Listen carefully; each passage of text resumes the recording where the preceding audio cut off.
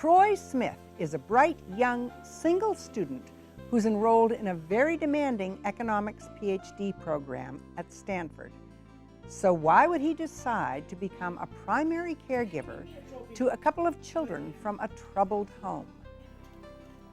Well, one of my friends from church was kind of involved with a family that was struggling, and she was trying to help them.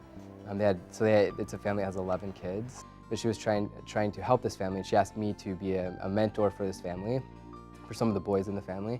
And so I would take them running at the Dish in Palo Alto, and then also we'd watch movies at Stanford and kind of do some other activities. And through a series of events, the family ended up getting evicted. And in the end, we felt like the best option was for Mom to go to a homeless shelter where she could hopefully get some services. But I felt pretty strongly that the kids shouldn't have to go through that. Their lives had already been pretty unstable and difficult already. And so I decided to have two of the kids come and stay with me, and there were other individuals that also had some of the kids come and stay with them. You became a parent. That's a whole different thing. Yeah. How did that meet with your expectations? So it was a huge adjustment, I think. It's obviously kind of more time-consuming and expensive than just mentoring. I think the other thing is it's kind of omnipresent. You're always thinking of the next school project or weekend plans or dinner or something else. So kind of the omnipresent sense of there's this person that you need to take care of that's kind of relying on you. So I used to be the fun guy that would take them to do things, and they looked forward to me coming, and it was very exciting, and they couldn't wait for me to come. And then I move into this role where I'm the disciplinarian, and I have to make sure that bedtimes are respected and homework gets done and rules and boundaries. And so it changed our relationship a lot at that time. What is the hardest part? And so on a kind of day-to-day level, the hardest part is managing time. On a bigger picture level, I think the hardest thing is to see so many people that have kind of impediments or difficulties to reaching their potential. And in education, in my education, we've been taught, as an economist, we've been taught to solve problems, and you get to the solution, and it's all about solving that equation. But in real life, some problems just don't have solutions or don't have great solutions. So I think, to me, that's been a little bit frustrating, that I can't just go in and fix everything and solve it and have it done. So I think so some of the fundamental principles of economics are that people respond to incentives, and I think that that's definitely true with kids. For the 10-year-old, Pokemon cards work really well as an incentives.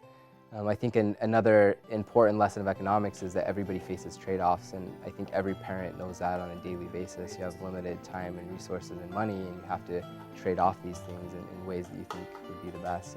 And I've learned a lot, not just about cooking and cleaning and shopping and taking care of kids, but also about empathizing and loving and respecting and understanding. One thing, my family is not very emotional, and I've always thought of myself as not a very emotional person. But contrary to what some of my ex-girlfriends might think, I'm actually pretty emotional. And I think that learning how to express those emotions, I think that's especially important for children, to show gratitude and love and respect, and also just to make sure that they feel safe. So I think learning how to express my emotions has been a big thing for me. So on a gut level, why do you do what you do? And I just felt like it was the right thing to do. And I've been really blessed in my life and had opportunities that I never thought that I would ever, fathom, like attending Stanford.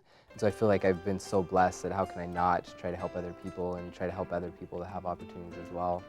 So I think that's the first reason. The second reason is that I had a relationship with these kids, and I cared about them, and I wanted them to be successful and to be happy. And these are great, resilient, smart kids, some of them at the top of their classes. And had they been born into a rich Palo Alto family, they could have been great leaders and had amazing families and helped to bless their communities and helped other people in disadvantaged circumstances. And maybe they still can. And if I can help them to have that chance and that opportunity, then how can I not step in and try to do something? The other discouraging, heartbreaking thing is to see all these amazing, highly educated people that work at Amazon or Google or eBay or Facebook, and they think that they just can't do anything about this problem. It's just too big for them. And if they can't, if each one of them would reach out and try to help one child, imagine what that would do as a collective to help the community, and not just this generation, but countless generations in the future. Do you know someone who has overcome significant hardship and has an inspiring story to tell? someone who has sacrificed or given over and above to the community and deserves some recognition? If so, please contact us with your nomination for next year's Local Hero Awards.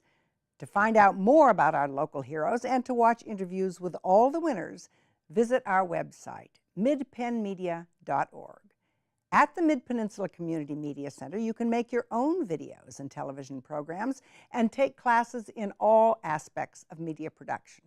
You can also hire our professional services team. To find out more about that, go to mcproservices.com. Congratulations to all our winners, and thank you for watching.